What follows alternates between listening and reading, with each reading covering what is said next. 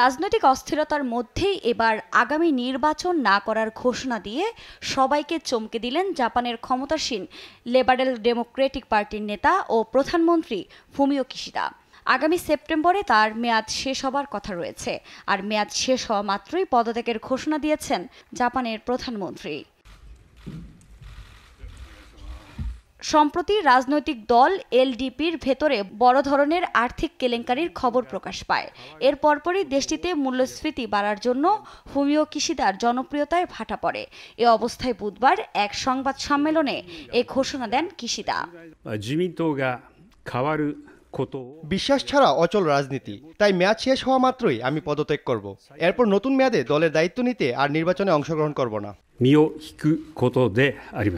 এদিকে তার এমন ঘোষণায় অনেকটাই অবাক দেশটির সাধারণ মানুষ। অনেকেই একে অবিশ্বাস্য বলছেন, তবে তার এই সিদ্ধান্ত মেনে নিয়েছেন তারা।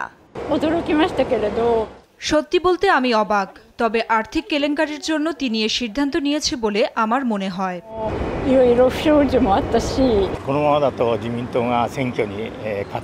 সম্ভবত এই সিদ্ধান্ত নিয়েছেন কারণ তিনি ভেবেছেন লিবারেল ডেমোক্রেটিক পার্টির নেতৃত্বের প্রতিযোগিতায় জয়ী হওয়ার কোনো সুযোগ নেই। এটি প্রজন্মের মধ্যে ক্ষমতার হস্তান্তরের সময়। তিনি হতাশ, কিন্তু আমি মনে করি এটি একটি দুর্দান্ত সিদ্ধান্ত ছিল। দেশটির পার্লামেন্টে এলডিপির সংখ্যাগরিষ্ঠতা আছে, তাই দলটির নতুন নেতা হবেন জাপানের পরবর্তী প্রধানমন্ত্রী। 2021 সালের সেপ্টেম্বরে পরবর্তী 3 বছরের জন্য এলডিপির প্রেসিডেন্ট নির্বাচিত হন ফুমিও কিশিদা। এরপর জাতীয় নির্বাচনে জিতে একই বছরের অক্টোবরে হন জাপানের প্রধানমন্ত্রী।